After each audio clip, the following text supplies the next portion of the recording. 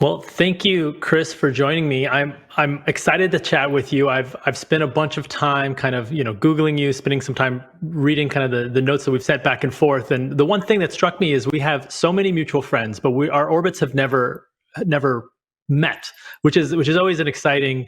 It's always exciting to meet those people and to start having conversations. So I think, like myself, you've spent a lot of time around very innovative things, and also, like myself, you spend a lot of time building products and doing product design. And ostensibly, we're here for GitHub talking about code and development and all that fun stuff. And I want to know, in 2020, when you think about product design, what is the key? Like, is there one thing that you would recommend for someone? Like, just imagine myself, a product designer. What are you going to tell me in 2020? Well, thanks, Harper. I'm really excited to just have this chat. I am shocked. It's always exciting when you find somebody in orbits, and then these kind of events get you to pull together. So really grateful for that. I think product design has changed so radically over the last 25 years, and then it hasn't, in terms of how that we're humans going through a process trying to figure it all out, synthesize some interesting things, and put it all together for the sake of business and technology and users. I think the things that I have seen over trying to, one, do it myself for 25, 30 years, and building teams and organizations through that time period, having the kind of personal sustainability and energy to be a product designer and product developer, I think, is key, because I've seen so many people come through the doors and get burnt out and not find their way. And I think part of that is really truly finding inspiration through every project, right? And all projects are not A+ projects. We know that, but you try to get the A+ team and the A+ like mindset into that, because if not, we're just going to do mediocre work together. And I have always found myself, for like a process and mindset around getting inspired around people and new technology and new business models, but like having an open mind to all of that, I think is really important, regardless of where you sit in that product design ecosystem. Like you can't do it for more than 2 years without having that kind of mindset and approach. You mentioned people a couple times. I always think that people is the most important ingredient for success. And what kind of people do you look for when you're looking to build a new team or you're starting a new project? How do you build that? Just knowing full well that we probably are working with great people or what have you, but every team is different. So when you're starting from zero, where do you start? Well, I think there's two layers to that. I think one is kind of the talent, bringing talent into an organization. I think I spent 14, 15 years at IDEO in a multitude of roles, and I think among the lessons there, I had the privilege of being in some people roles and some operational roles there, and being able to recruit these amazing people. I think this notion of that kind of overlaps with the GitHub community is like we looked at T-shaped people, right? And that's a kind of something that the business schools and others have kind of latched onto. But T-shape is one of these things where we demanded that somebody have world-class talent in a depth, and then the horizontal of the T was kind of empathy to other disciplines or adjacency, and being able to sometimes, like even myself, I felt like I went to business school after being a product designer and a psychologist. It's almost like a pie-shaped person. Like, how many disciplines can you start to add? And I think that's what we drew inspiration in stealing. The kind of the notion of full stack from the developer communities. But T-shaped is super crucial to everybody has a world-class credibility that they have and they can own on the team. But when working in these high-performance small teams, you really have to have more than just empathy in order to collaborate effectively. So that's on the talent side. On the team side, I found myself in this funny role at IDEO where it was basically a team building role. So at any one time in the Bay Area, we had 30, 35 projects going on at one time. And so it was this huge Tetris map of trying to get people at the right time on the right place and the right project and align like what's best for the client, what's best for the project, what's best for their personal development. So it was one of these crazy swirls, and being, knowing designers like we do, we always gave everybody the, kind of a veto, or we tried not to get to that point so that people were like really genuinely excited. They may not have never have worked for a medical device and they wanted to work in consumer electronics, but really getting them to understand that kind of like from project to project to project, like what's your growth and what's your inspiration for those. I think those are kind of some of the personal things around building a team from the ground up. That's actually a really interesting point, and I think about this all the time. What happens if you're or either as a team member or as someone who's trying to create and facilitate the team? What happens if you're just not into it? Like you mentioned, someone who wants to build maybe consumer electronics, but they're on a medical device project. This happens to me all the time. I'm a developer, and sometimes I just don't care about what I'm coding. So what do you do? What happens? Well, it depends. Like, is it something that I have to just get through? I have a small company, and sometimes there's just stuff we have to do. Like there's tasks that you have to do to get to the good stuff. But other times, right, especially in my career, I think about, when I was at a very, very large company a couple of years ago, and there were things that we were tasked with, projects that we had that I don't think a person within a mile cared about the work. And it was very difficult. I mean, I'm not there anymore, so that's what I did. But I wonder, are there ways to, inspire the team, especially when IDEO is such an interesting company because they do consulting largely, right? They work for a client, and so sometimes the client is probably saying, "I want X," and everyone knows X is probably not the right thing, but you still have to go through these motions to give X.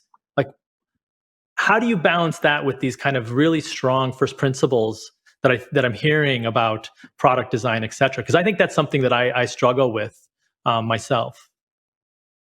Well, and I think it depends on where you are in your career, but I think really getting folks to understand and be a little bit more like nimble and fluid. I think that was one of the cultural things that we had that was of great value to building teams and getting having consistent, inspired people, is one, trying to help them figure out why working on medical devices instead of consumer electronics was a growth opportunity, and how you could frame that.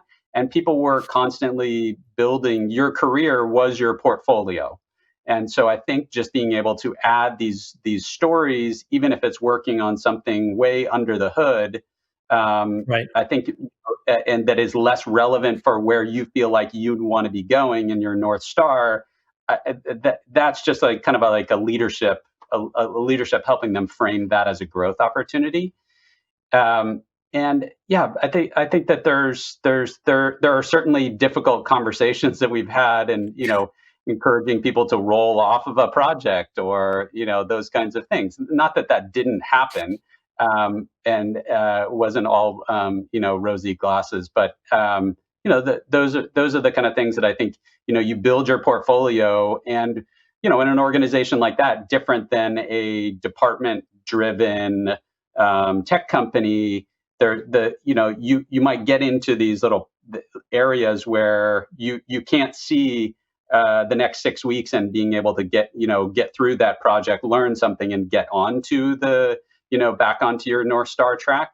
And because we never really knew what was going to come in the door, we had to design an organization and talent and breadth to be T-shaped and great at what you're doing, but it be able to be generalizable across industries and across client bases. So that was just the trick there. So,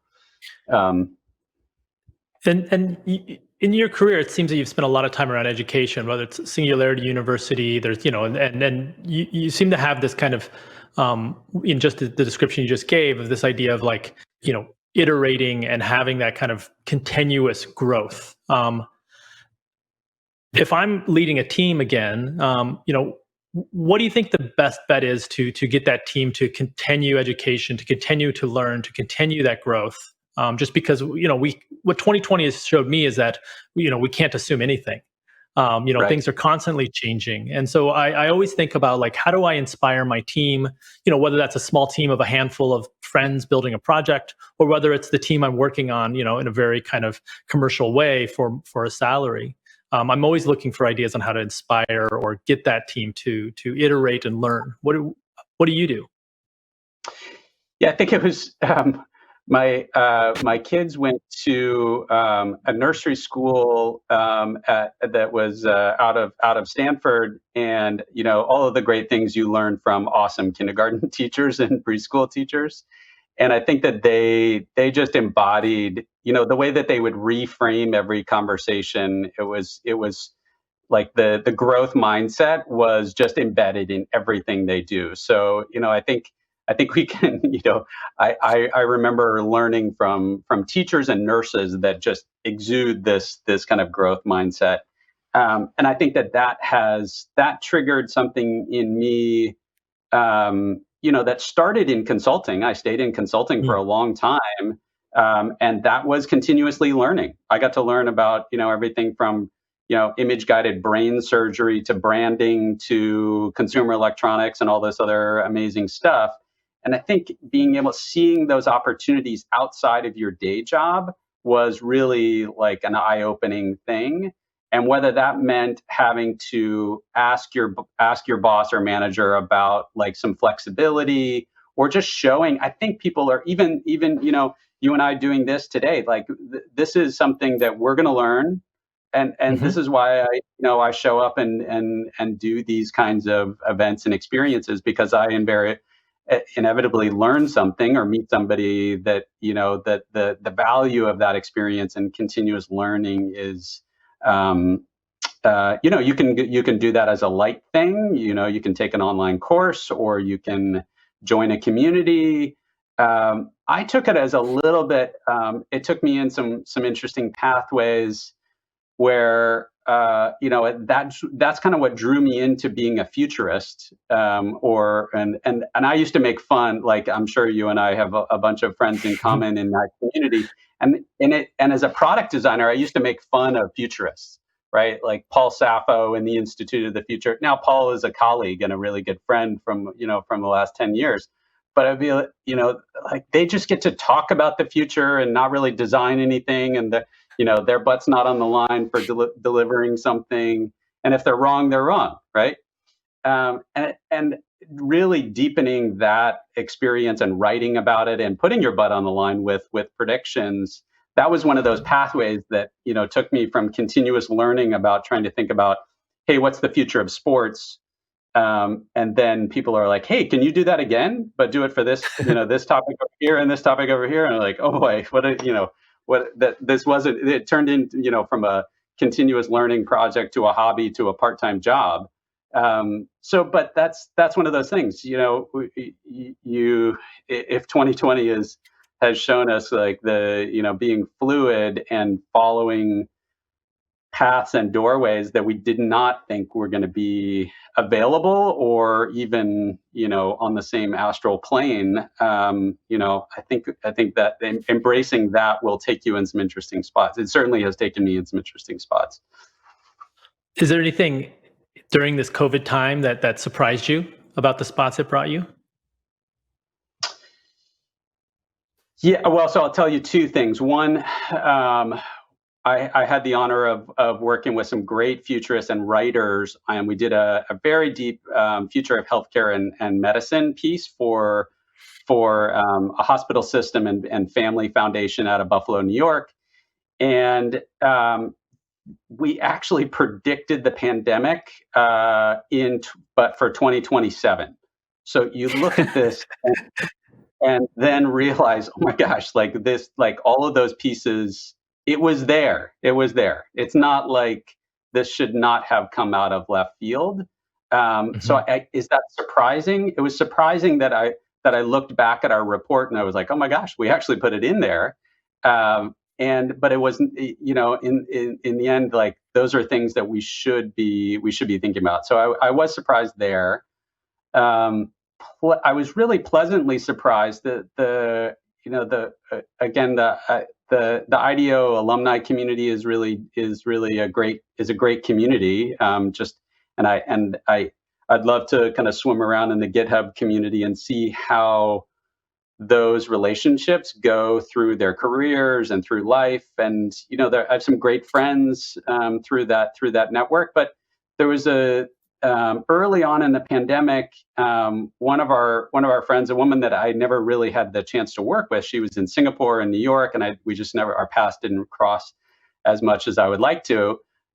She created this like 15-minute inspiration stand up. And this was I think started in March, and definitely in its heyday in April and May and June, and everybody would show up for 15 minutes. And the ritual that she was kind of prototyping, but also kind of using as a kind of coping mechanism, was you could show up, show something inspirational. There was no doom and gloom. We did allow for a few times where we were talking about like racial justice, and we were just like, you're also consuming the year of 2020. But it was really, I think it was a great team ritual, and she called these creative collisions. That's Amy Bonsall, and I think those kinds of team rituals are really important.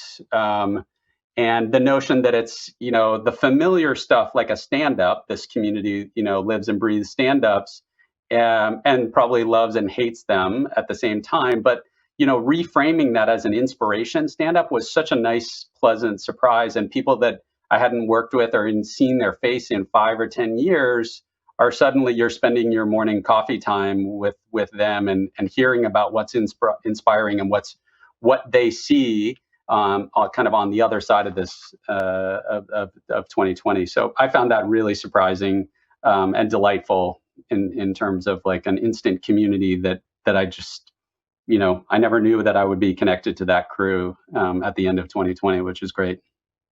Yeah, I mean, throughout my career, community has been the main, maybe not driver, but the main result. There's always, you look back and you say, oh, well, the thing that made that popular was the community. And I always think strongly about, like, what is that? What was the reason for that community? And so often it's like you said, it's just around, something sticky, like being able to spend your coffee time, just having a change of scenery that is hopefully inspiring. Speaking of that inspiration, I think that this has been a very disruptive time in general for all of our lives. We're at home. Many of us are not able to see our families during the holiday that's coming up in the United States. We have all of these kind of things that are happening that are very, I guess, just different than 2019, 2018, et cetera. And I had a friend who said that they would really love to have some precedented times. And I was like, that makes sense. But I do think that there's a thing like, what do we do? Those of us who are used to being the disruptor, not the disrupted. Like those of you Yeah. us who are used to being the leaders in innovation, the people who are kind of on the forefront. And right now, it seems that life in general is pulling us all towards something. And it's, I sometimes feel that those of us who've been on the cutting edge for a lot of this, building really neat technology, being part of really neat teams, we're being battered just as much as everyone else. And how do we be disruptive, or how do we bring innovation in a place where we have unprecedented disruption in general to all of our lives? And how do we do it safely? Right. Yeah, I was thinking about that the other day. I mean, I was actually in person at a partner's facility, and it's like the old kind of tricks in your innovation toolkit. Like some of them you can and can't do, right? Like you can't, I found myself wanting to jump up and like do this and drag the person over there and get them to do a Post-it note, and just like that, like even superficial stuff that some people would think of innovation theater, just like the basics. I was it kind of it pauses us in our process and tools, and I think we have to look at kind of our certainly earlier this year we were looking at, in some of our creative collision conversations, we were just kind of musing on what are the industries that are going to react and then hopefully go back to normal in June, and they didn't, right? Which ones are truly like really adjusting, and then which ones are really reinventing or having to reinvent themselves. And those I'm still really excited to look at who is going to disrupt those. So I think that's like still TBD. But I think our tool set really needs to be disrupted. I think that's a great opportunity. The only things that I've really and these kinds of communities are by nature decentralized, open source, open innovation. I think that those that maybe didn't work when the power of like everybody being in one place and closed walls kind of companies, those they still had the power of and the gravitas to like you couldn't disrupt them as easily, or at least the process and some of the talent going in and out of those organizations. And I think that that's a great opportunity now, because who cares where we live, right? As long as we have the tools. Now, the tools, I'm really hoping this community and some great UX around some of the decentralized tools and sharing tools, Murals and Miro, and those were nice to haves. Maybe you would share that with one client or a partner or a small team, but now those are like as critical as email or messaging or Slack or something like that. So I think those kind of tools, I'm excited to see where those go. Yeah. I agree completely. I never used Miro. I had friends that used it. I didn't do any of the virtual whiteboarding. I just was like, I don't need that. Like I got real whiteboards. And Right. even when I had real whiteboards, I wasn't really a whiteboarding type of person. I was more of let's talk through it. Let's draw it on paper. So it's kind of similar stuff, but those kind of metaphors, they haven't translated perfectly for me, but other metaphors have appeared. One Right. thing that I've been doing a lot of is it's almost like you're watching a show called Work, where we're all on a Zoom, we're all on a Meet or a Hangout, and we're all watching, and it's this show. And sometimes I just lean back and I'm just like, this is very interesting. I'm watching one of my, business partners or one of my friends who's coding. We're watching them code, and it really is the show, and it's interactive, and you can kind of guide it. So it's a little bit like we're interacting with these actors that happen to be our coworkers or our friends or whomever doing these projects together. And what I find is the interaction seemed a little forced in the beginning. It seems less forced now, where it's a little more interactive, it's a little more natural, but the outcome has been much more interesting. Because when we had an office, I would walk over to your cubicle or walk over to your office or your space or even your house, and we would talk about whatever it was, and then I would kind of leave.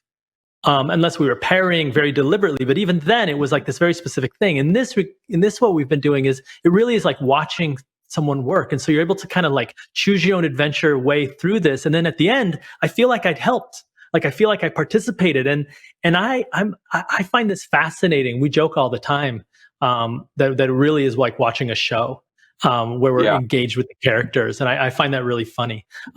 What has been your favorite part about being stuck at home theoretically, or being in this weird, like what value have you taken out of this time? I think aside from being around a little bit more to see, my kids, and, otherwise I would usher them off to school or drop them off at school and be home at 6 and, try to go for a bike ride or do something myself, or have to go for a late, business dinner. And so just seeing the interstitials, good, bad, and ugly, a lot of ugly, is some value.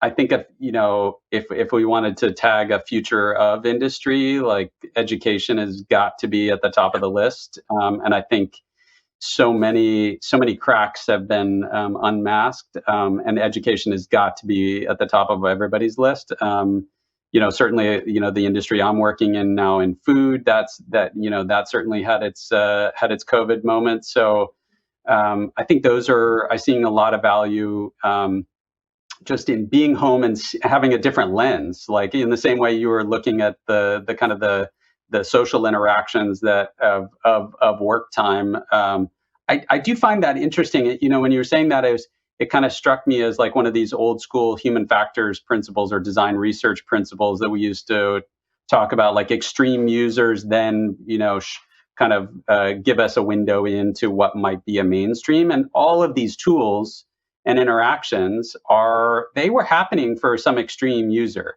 right? There was somebody with a headset on watching the show of something go on and observing and nudging, and now it's us. Now it's all of us. That part is really interesting. I'm glad you noticed that.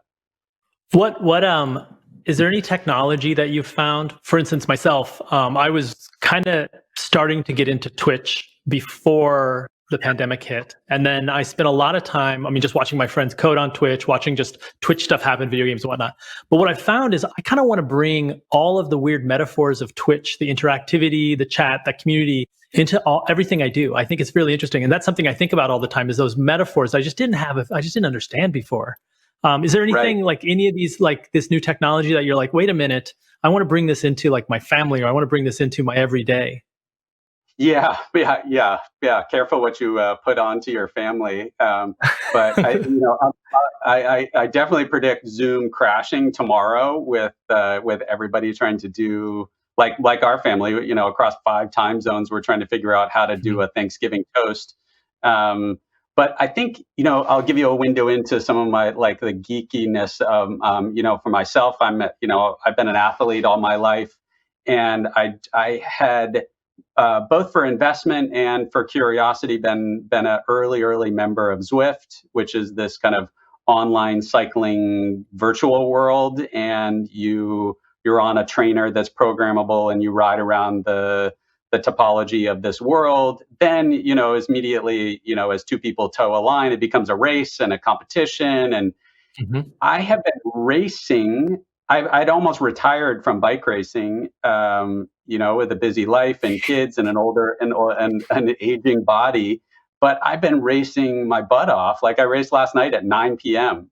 and I had 20 people on a team, and we were on Twitch and Discord and all of this great stuff. And you've got 3 screens and this is it. Headsets and all of this crazy stuff, and it just enriches that moment. Where if anybody that's watching this has been a bike racer, you never get to talk to teammates because, one, you're breathing so hard, the wind's going, you're like trying not to ride off the road and get killed or break a collarbone, and so you never really have as much interaction. I've the depth of interaction with teammates that I've known for years is great.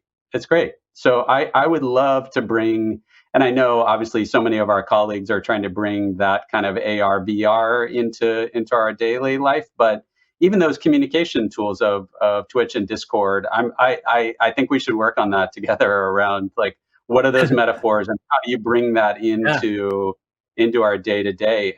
Think about how much more fun and efficient our work would be if we could, if we were engaged in that way. So I don't know, maybe it's not for everybody, but I would certainly get something out of that. I love it. Well, it does seem that it's certainly for a lot of people. I do notice a lot of my friends, whether it's coding or video games or DJing or like you said, athletic stuff, they're doing it on these platforms. They're using Twitch, they're using Discord, these gaming platforms. And, one of the things that I really love about it is because they all have relatively open APIs, you can build bots, you can build these interfaces that create this experience that none of us, even expected. And I also like to go through the thought exercise of what would you have told yourself, 2 years ago, if you would have said, "Hey, try this out. It'll be fun." You probably would have been like, "No way, are you serious? I'm going to go outside." And you could still go outside, but the community is different, don't you think? Yes, totally. Yeah. One last thought on on a personal nature, I think the part about I kind of approach work like an athlete. And if you've ever trained hard, you can't do intervals and hard efforts every day. And I do think that we need to kind of embrace the cyclical nature of this pandemic and treat ourselves like athletes and recover as hard as we are working, because it ain't going to work if we're all at 120% all the time.